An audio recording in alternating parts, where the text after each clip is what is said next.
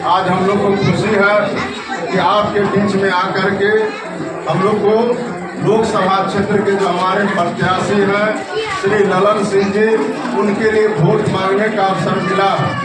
और आज हम लोग आए हैं जो हमारे देश के प्रधानमंत्री जी हैं और बिहार के माननीय मुख्यमंत्री जी हैं, उनके प्रत्याशी के रूप में श्री ललन सिंह जी हैं, जिनको आप वर्षों से जानते हैं और मुंगेर के लिए उन्होंने बहुत सारे काम किए हैं, चाहे भारत सरकार हो और उनके द्वारा आपको जैसा कि माननीय विधायक जी ने बताया कि कोरोना के समय में 5 किलो अनाज सभी को मुफ्त दिया गया और 2028 तक सभी को 5 किलो अनाज मुफ्त देने का उन्होंने निर्णय लिया है। और उनके द्वारा जनधन खाता भी सबको खुलवाया गया। पहले के समय में जो अमीर आदमी होते थे उनका बैंक में खाता होता था और खाता खुलाने के लिए किसी न किसी गारंटर की आवश्यकता होती थी। आज प्रधानमंत्री जी ने जो एक गरीब परिवार में जन्मे, उन्होंने कहा कि जितने भी गरीब लोग हैं सबका गारंटी अगर कोई लेगा तो देश का प्रधानमंत्री नरेंद्र मोदी जी लेंगे और सबका खाता खुलाने का काम उन्होंने किया। आज अगर केंद्र से जो भी राशि हमारे लाभुक को भेजा जाता है वह आपके खाता में पहुंच जाता है। आप लोग को याद रखना चाहिए जो पहले के प्रधानमंत्री जी थे हमारे स्वर्गीय राजीव गांधी जी, उनके द्वारा कहा जाता था, हमारे बहुत सारे लोगों को याद होगा, जो हमारे युवा साथी हैं जो पढ़ते होंगे उनको जानकारी होगा, वो कहा करते थे कि केंद्र से हम 1 रुपया भेजते हैं तो लोगों के जेब में 15 पैसा मात्र पहुंचता है, 85 पैसा कहीं न कहीं बंदरबांट हो जाता था। आज भारत सरकार के द्वारा अगर 1 रुपया भेजा जाता है तो आपके खाता में 1 रुपया आता है। अगर 100 रुपया भेजा जाता है तो 100 रुपया आता है। 1 लाख अगर भेजा जाता है तो आपके खाता में 1 लाख रुपया आता है। कोई भी 1 रुपया इधर से उधर नहीं कर सकता है। यही हमारे भारत सरकार माननीय प्रधानमंत्री जी की विशेषता है। उन्होंने घर घर तक सभी गरीबों को गैस सिलेंडर देने का काम किया। आज अगर कोई गरीब परिवार में बीमार पड़ते हैं तो उनके इलाज के लिए उन्होंने 5 लाख रुपया तक का राशि खर्च करने का व्यवस्था उन्होंने किया है। आप याद करिए, किसी के घर में अगर कोई बीमार पड़ जाते थे तो हर गांव में 5-10 लोग सूद लगाने वाले, कर्ज लगाने वाले लोग होते थे। उनके पास जाकर के लोग कर्ज लेने का काम करते थे और प्रत्येक महीना उनको सूद देने का काम करते थे। और एक बीमारी तो ठीक हो जाता था, लेकिन दूसरा बीमारी जो सूद देने का है जिंदगी बीत जाता था, लेकिन कभी कर्ज समाप्त नहीं होता था। आज माननीय प्रधानमंत्री जी ने हम गरीबों का दुख दर्द समझने का काम किया और 5 लाख रुपए तक का इलाज फ्री में कराने का व्यवस्था किया है। आज गरीबों का पक्का मकान बनाने के लिए 1.5 लाख रुपया देने का उन्होंने काम किया है। किसानों को प्रत्येक साल 6,000 रुपया खाता में भेजने का काम किया है। बिहार के अंदर में माननीय मुख्यमंत्री जी ने उद्यमी योजना के तहत 10 लाख रुपया देने का काम कर रहे हैं। अब तक बिहार में 38,000 लोगों को इसका लाभ मिल चुका है। परिवहन योजना के तहत 43,000 लोगों को 1-1 लाख रुपया दिया गया है, जिसके द्वारा लोग गाड़ी खरीद करके चलाने का काम करते हैं।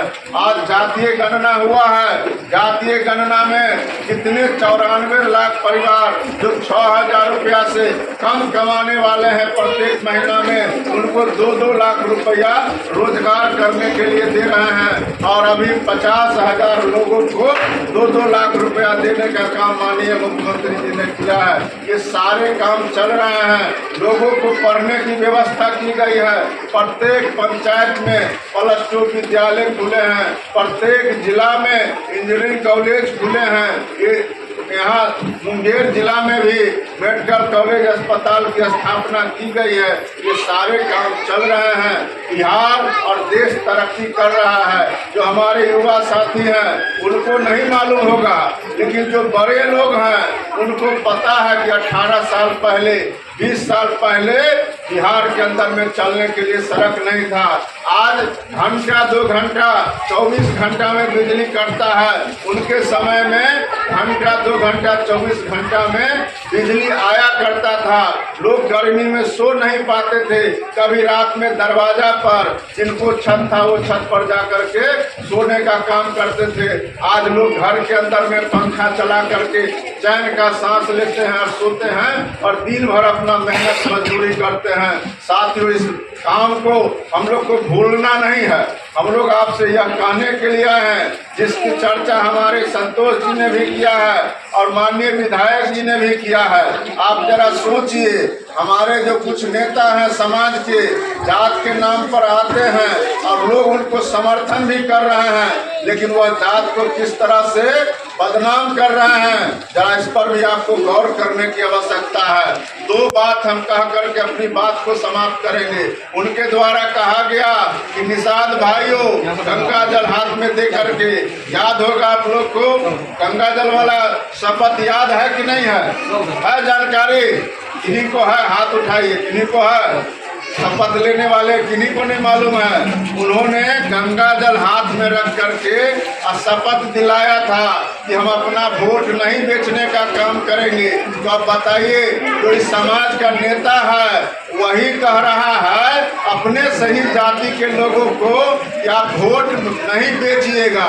इसका मतलब हुआ कि आप अपने समाज पर शक कर रहे हैं, आरोप लगा रहे हैं कि निषाद समाज वोट देने से पहले वोट का कीमत वसूलने का काम करते हैं।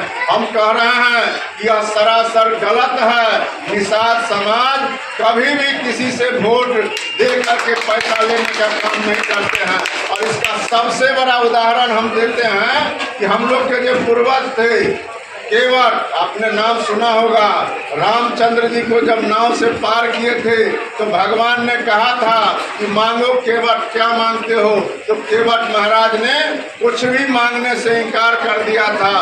वो हमारे पूर्वज हैं। हम लोग भी किसी नेता को वोट दे करके कुछ भी मांगने से का काम नहीं करते हैं। इसलिए साथियों, जो हम लोगों पर आरोप लगाया गया है और शपथ खिलाया गया है कि हम अपना वोट नहीं बेचेंगे, उनसे जरूर यह पूछना कि आपको अगर 11 टिकट मिला था विधानसभा में और 3 टिकट अभी लोकसभा में मिला है, तो वह टिकट आपने क्या किया और कौन कौन निषाद समाज के लोगों को आपने चुनाव लड़ाने का काम किया है, यह जरूर उससे पूछने की आवश्यकता है।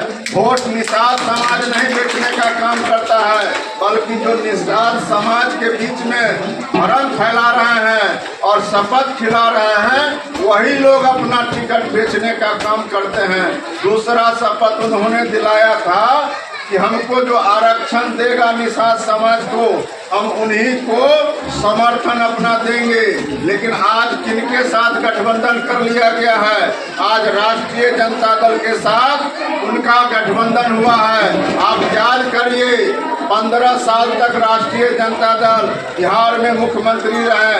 लालू प्रसाद जी और राबड़ी देवी जी बिहार के मुख्यमंत्री रहे और 15 साल बिहार में मुख्यमंत्री रहने के बावजूद भी